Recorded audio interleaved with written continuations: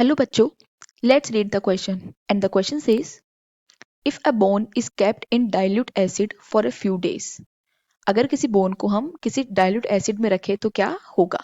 Our options are A, the surrounding muscles and connective tissues get dissolved. B option है, the organic phase burns away as CO2 and H2O. The soft and flexible organic matter is left behind.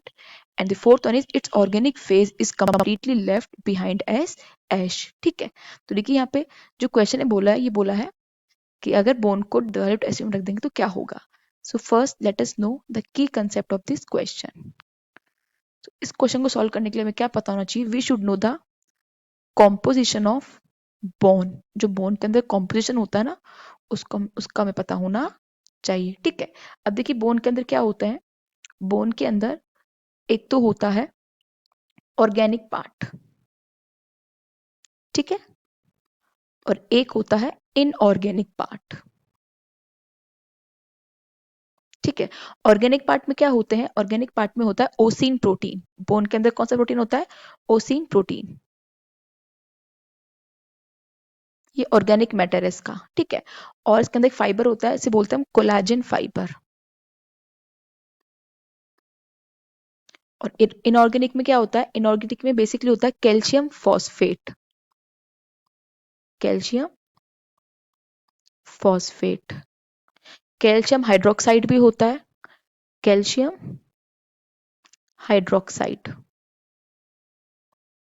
जिसे CaOH का whole twice, calcium hydroxide. ठीक है, तो ये होता है. अब देखिए जब हम किसी बोन को किसी एसिड में रखते हैं, लेट सपोज हमने एसिड कौन सा लिया है, इस बीकर में हमने HCl ले लिया, हाइड्रोक्लोरिक एसिड ले लिया, और इसके अंदर हमने एक बोन को रख दिया.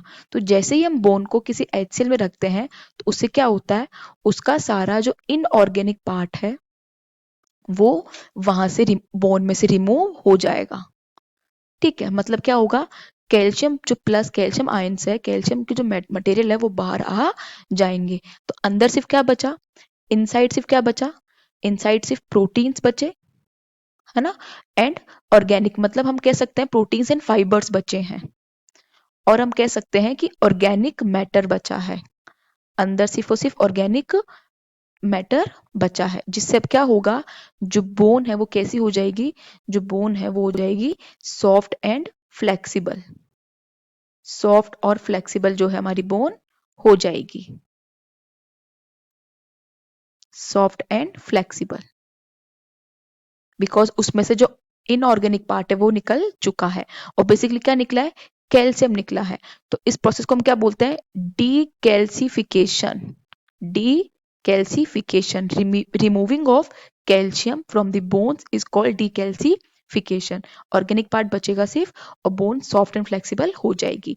तो देखिए जो हमारा सी ऑप्शन है, इसमें क्या लिख रखा है? The soft and flexible organic matter is left behind, वो ही पीछे रहेगा. तो C will be a right answer. Okay, hope you understood it well. Best of luck.